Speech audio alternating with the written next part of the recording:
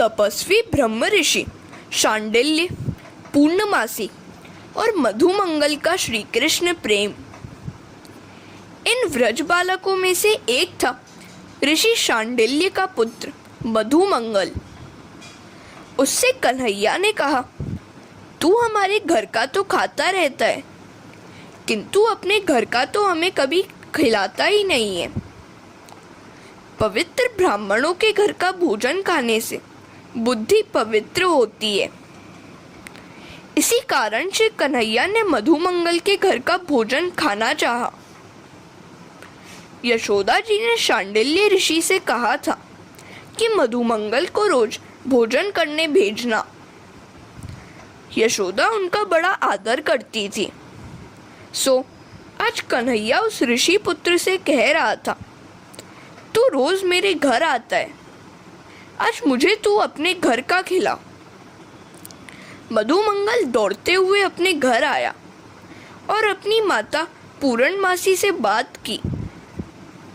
शांडिल्य ऋषि ब्रह्म मुहूर्त में शय्या त्याग करते थे, किंतु उनका नित्य कर्म रात्रि के 8 बजे समाप्त होता था।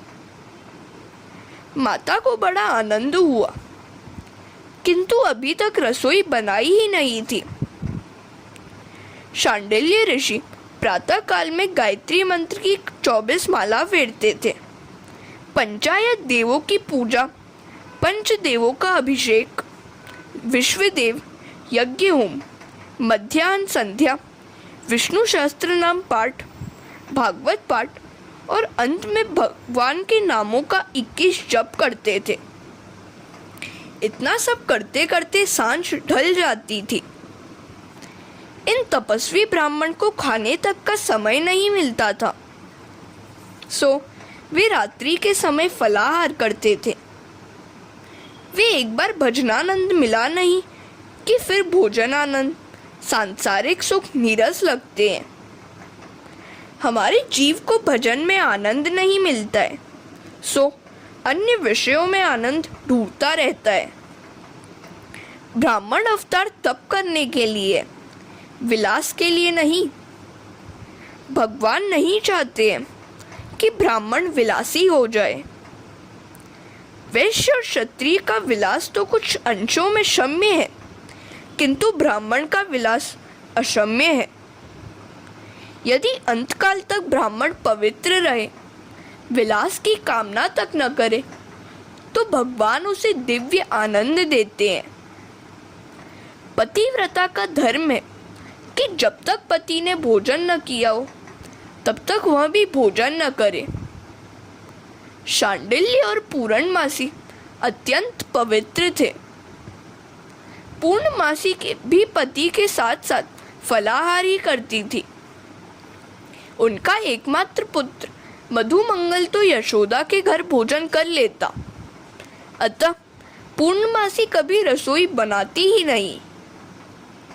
यदि स्त्री अपने पति के प्रति ईश्वरत्व का अनुभव नहीं करती है, ईश्वर का भाव नहीं रखती है, तो उसे पत्थर की मूर्ति में से कभी भगवान नहीं मिलेंगे। जीवन की आवश्यकताओं के घटते बढ़ने के साथ पाप पुण्य घटते बढ़ते रहते हैं। चाहिए का तो कभी अंत ही नहीं है, सो अपनी आदत और जरूरत कम करते रहो। निश्चय करो कि मुझे भगवान के सिवाय और कुछ भी नहीं चाहिए। पवित्र ब्राह्मण अपने घर में किसी भी वस्तु का संग्रह नहीं करता। हरे कृष्णा। पूर्णमासी के घर में तो कुछ भी न था। घर में देखा तो बस थोड़ी सी छाछ थी। खट्टी होगी तो कन्हैया को पसंद नहीं आएगी, ऐसा सोचकर उसकी कड़ी बनाई। मधुमंगल से कहा, मुझ गरीब ब्राह्मणी के घर और तो है नहीं, बस यही दे देना। परमात्मा कभी यह नहीं देखते कि जीव उनके लिए क्या लाया है, वे तो मात्र यह देखते हैं कि वह कौन से भाव से लाया है। ईश्वर केवल भाव देखते हैं। वस्तु को देखने वाला जीव है, और भाव को देखने वाले हैं भगवान।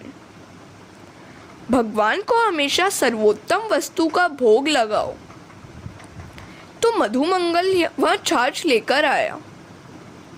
अन्य सभी बालक तो भांति भांति की मिठाई लाए थे, इसीलिए मधुमंगल ऐसी छाछ देते हुए शर्माने लगा।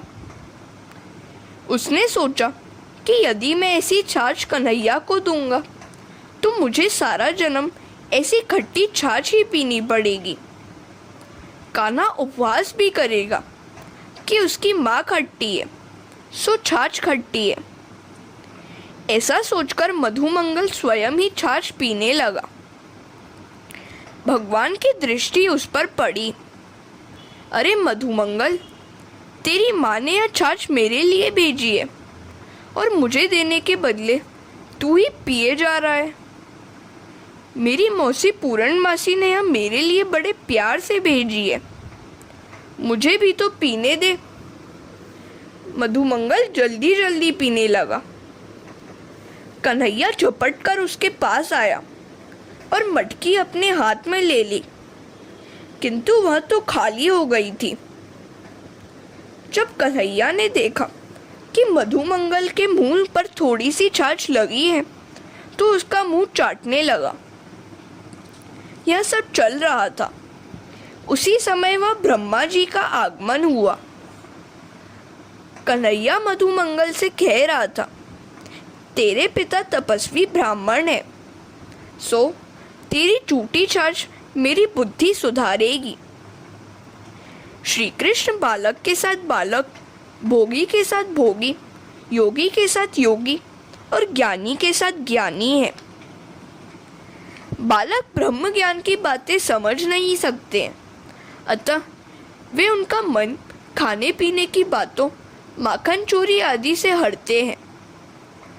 वे बालकों के मित्र बनकर अनायास ही ब्रह्मानुभव कराते हैं।